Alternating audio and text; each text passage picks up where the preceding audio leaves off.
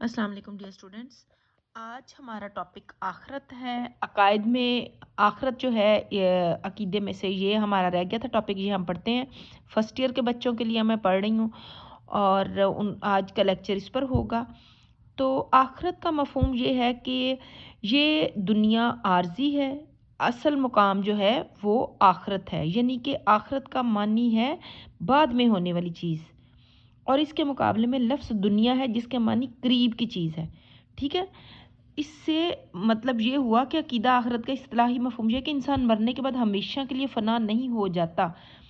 اچھا، اسی لیے کہتے ہیں ایک کوئی بھی بندے کی جب ڈیتھ ہوتی ہے تو اس کے لیے لفظ استعمال کیا جاتا ہے اس کا انتقال ہو گیا. اصل میں وہ منتقل ہو جاتا ہے اس دنیا سے اگلی دنیا میں.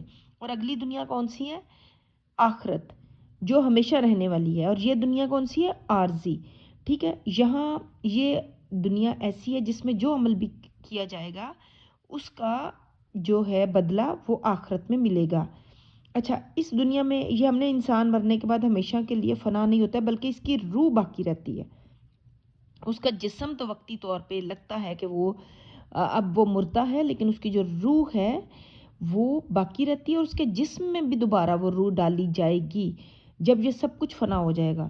اور ایک وقت ایسا آئے گا جب اللہ تعالیٰ اس کی روح کو جسم میں منتقل کر گئے، یعنی اس میں دوبارہ ڈالے گا، منتقل کرے گا اور اسے دوبارہ زندہ کر دے گا. اور پھر انسان کو اس کے نیک و بد اعمال کا حقیقی بدلہ دیا جائے گا.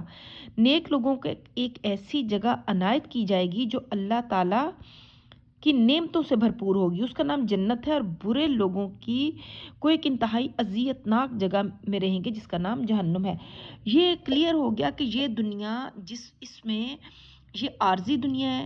آخرت کا مطلب یہ ہے کہ ایک مسلمان ہونے کی حیثیت سے کوئی شخص بھی ایمان کے دائرے میں، اسلام کے دائرے میں داخل نہیں ہو سکتا جب تک اس کا ایمان اس چیز پر نہ ہو کہ آخرت جو ہے وہ ایک ایسی آخرت پر یقین ہونا کہ یعنی یہ دنیا جو ہے اس کے بعد ایک اگلی دنیا ہے. یہ یقین نہ رکھنا کہ صرف یہ دنیا جو ہے بس، جیسے مشرک ہیں وہ کہتے ہیں یہ دنیا انسان ختم ہو گیا تو بس ختم ہو گیا، اب آئندہ کچھ بھی نہیں ہوگا، جو کچھ ہے یہ دنیا ہی ہے. لیکن مسلمانوں کے لیے، انسانوں اسلام میں داخل ہونے کے لیے، مومنوں کے لیے یہ ہے کہ آخرت پر یقین، ایمان بہت ضروری ہے کہ یہ دنیا جو ہے وہ عارضی ہے اور ہمیشہ رہنے کا مقام آخرت کا ہے جہاں پر انسان کو اپنے اعمال کی جزا اور سزا ملے گی.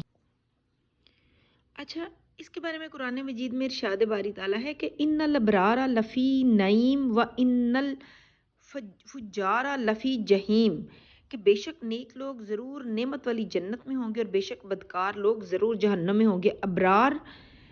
ابرار نیک لوگ کہاں ہوں گے؟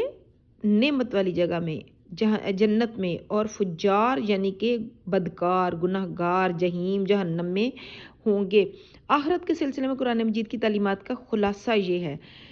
ایک کوسچن آ سکتا ہے آپ کو کہ آخرت کے سلسلے میں قرآن مجید کی تعلیمات کا خلاصہ بیان کیجئے. اچھا جی، انسان کی دنیاوی زندگی اس کی آخرت کی زندگی کا انسان کی دنیاوی زندگی اس کی آخرت کی زندگی کا پیش خیمہ ہے. اس کا مطلب یہ جو کچھ وہ اس دنیا میں کرے گا اس کا رزلٹ، اس کا نتیجہ وہ اس کو آخرت میں ملے گا. دنیا کی زندگی عارضی اور آخرت کی زندگی دائمی ہے.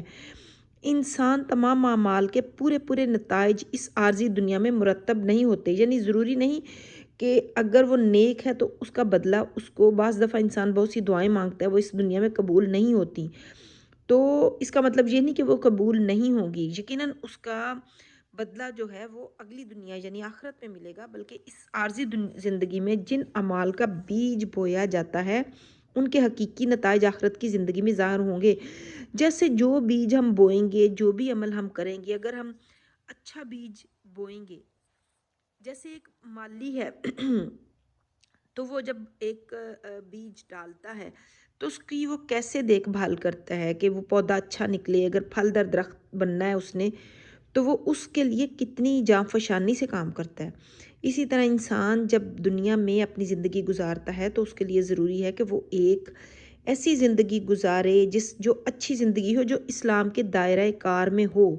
اصل میں اچھی زندگی وہ ہے، ظاہر ہے ہم تو اسلام کے اوپر بات کر رہے ہیں نا کہ ہم ان لوگوں کے لیے بات کر رہے ہیں جو مسلمان ہیں، اسلام کے دائرے میں ہیں.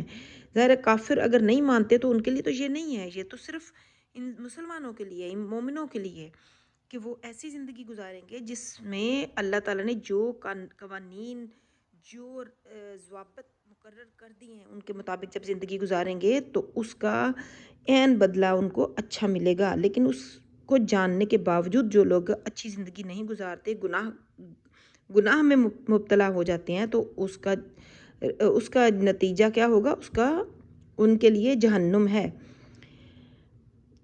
جس طرح دنیا کی ہر چیز علیحدہ علیحدہ اپنی ایک عمر رکھتی ہے، جس کے ختم ہوتے ہی وہ چیز ختم ہو جاتی ہے، اسی طرح پورے نظام کی بھی ایک عمر ہے جس کے تمام ہوتے ہی یہ نظام ختم ہو جائے گا اور ایک دوسرا نظام اس کی جگہ لے لے گا. جیسے ہر چیز کی ایک میعاد ہے، ایک مقرر وقت ہے، جیسے انسان کی زندگی ہے وہ ختم ہو جاتی ہے، اور پھر اسی طرح یہ پورا نظام جو اللہ تعالیٰ کا بنایا ہوا ہے، یہ اس کا اپنا ایک مقررہ وقت ہے. یہ پوری دنیا اللہ تعالیٰ نے جو بنائی ہے اس کا ایک مقررہ وقت ہے. پہاڑ، دریا، درخت، انسان، جن، انس، یعنی جن ہیں، ان کی جنوں کی بہت لمبی عمر ہے، لیکن بالآخر ان کی بھی زندگی ختم ہو جاتی ہے. اسی طرح یہ نظام پورا مکمل طور پر ختم ہو جائے گا، اور پھر یہ دنیا، اسی کو کہتے ہیں نا قیامت کے بعد ایک نئی زندگی ہوگی، اور وہ زندگی ہمیشہ رہنے والی ہوگی، جس کو کبھی بھی فنا نہیں ہوگی. بقا ہی بقا ہے، بقا کا مطلب ہے ہمیشہ رہے گی. جب دنیا کا یہ نظام درم برم ہو جائے گا اور ایک دوسرا نظام قائم ہوگا تو انسان کو پھر جسمانی زندگی ملے گی.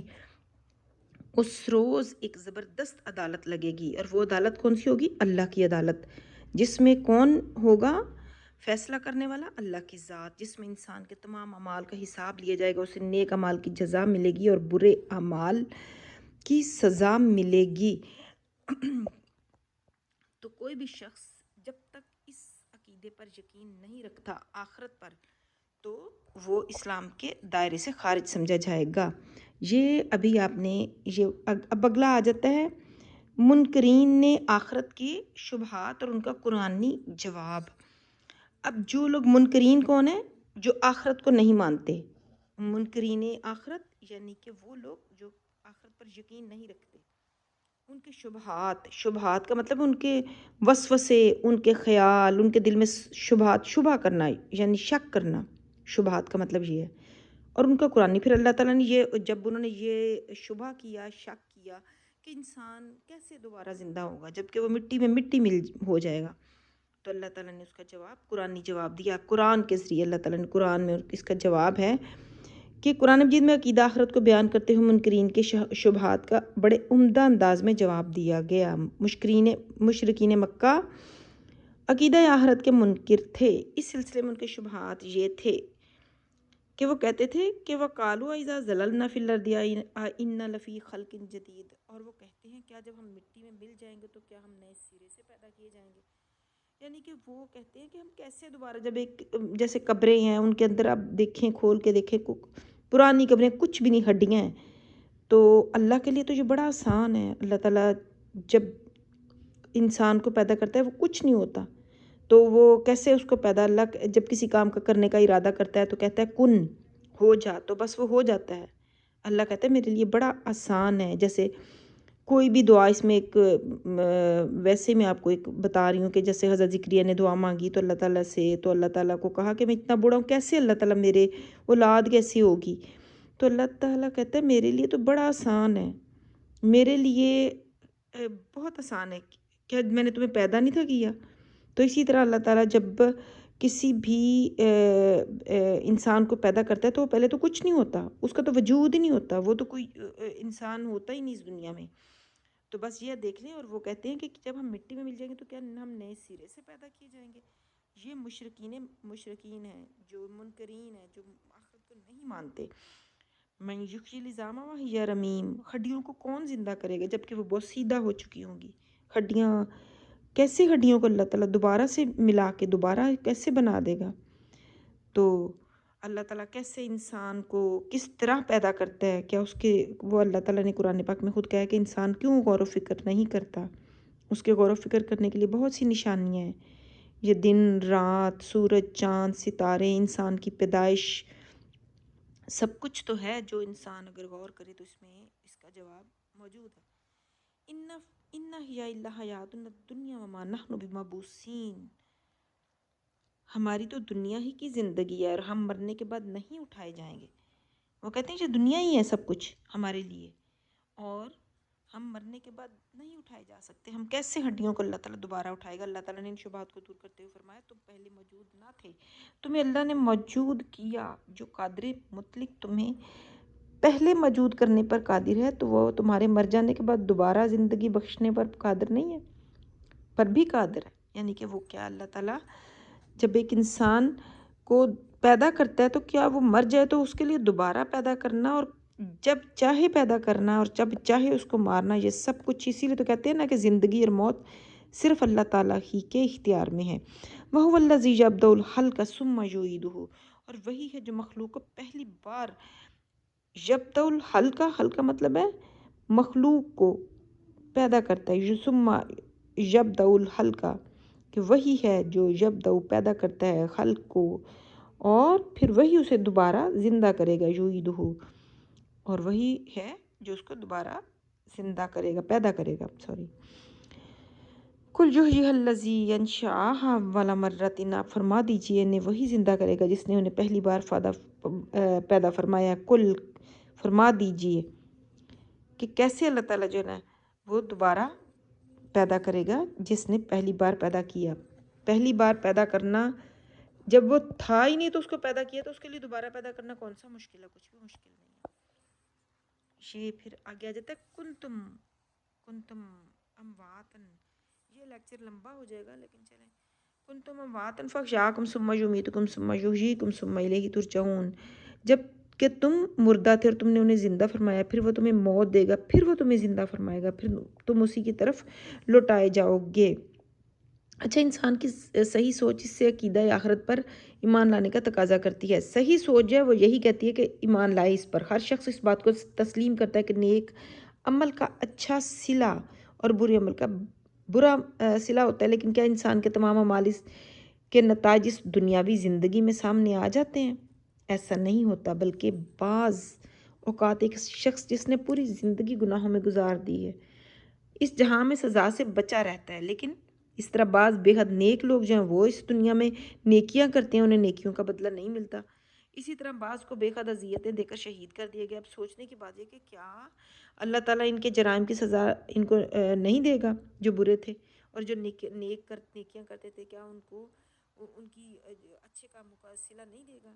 کیا اللہ تعالیٰ کا نظام عدل ان کے بارے میں ہمیشہ کے لیے خاموش رہے گا؟ کیا اشرف المخلوقات انسان کو اب بس یعنی کہ گناہ پیدا کیا گیا ہے، گناہ گار پیدا کیا گیا ہے اور اس کے اعمال کی کوئی قدر و قیمت نہیں؟ افحسبتم، کیا تم خیال کرتے ہو کہ ہم نے تمہیں بے مقصد پیدا کیا اور تم ہمارے پاس واپس نہیں لایا جائے گا؟ جب عقل اس پر پہلو پر سوچتی ہے تو یہ بات تسلیم کرنے پر مجبور ہو جاتی کہ آخرت کی زندگی برحق ہے، مطلب حق پر ہے، جس میں سب لوگوں کو اس کے اعمال کی تو سزا ملے گی. نیک لوگوں کو ان کے اعمال کا اچھا بدلہ اور بروں کو، مجرموں کو سخت سزا ملے گی، سوائے اس کے کہ جن کو اللہ تعالیٰ معاف فرما دے. اب یہ معاف فرمانا اللہ تعالیٰ کی ہے کہ وہ جس کو چاہے. یہ سارا جو ہے یہ اچھا چھوٹی سی بات، اللہ تعالیٰ کی جو حکمت ہے، سورج اور چاند اور ستارے، ان سے ہم اندازہ لگایا جا سکتا ہے کہ اللہ تعالیٰ کی طاقت کیا ہے. کسی انسان کی طاقت نہیں کہ وہ یہ بنا سکے. تو یہ دیکھیں، یہ آپ نے پڑھا ہے، اس میں آخرت کے بارے میں ہم نے پڑھا ہے اور یقیناً آپ کو اچھے سے سمجھ آئی ہوگی. منکرین آخرت کے شبہات اور ان کا قرآنی جواب اور مفہوم بھی ہم نے پڑھا ہے. تو انشاءاللہ نیکسٹ لیکچر جو ہے وہ رہ گیا اسلام میں عقیدہ آخرت کی اہمیت. یہ ہم نیکسٹ لیکچر دیں گے، تو بہت اچھے سے دل لگا کے سمجھ کے پڑھیے تو آپ کو بہت اچھے سے سمجھ آئے گی.